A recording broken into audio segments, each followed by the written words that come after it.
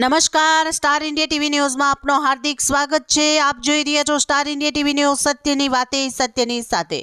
મુખ્યમંત્રી શ્રી ભૂપેન્દ્રભાઈ પટેલની ફિજીના નાયબ વડાપ્રધાન શ્રી મનોઆ કામિકામિકાએ આજે ગાંધીનગર ખાતે સૌજન્ય મુલાકાત લીધી હતી। તેમજ ગુજરાતના વૈશ્વિક ખ્યાતિ પ્રાપ્ત ડેરી ઉદ્યોગ સહિત કૃષિ ક્ષેત્ર તેમજ એઆઈ અને આઈસીટી તથા સાયબર સિક્યુરિટી સેક્ટરમાં ગુજરાતના સહયોગ અંગે ચર્ચા પરામર્શ કર્યા હતા।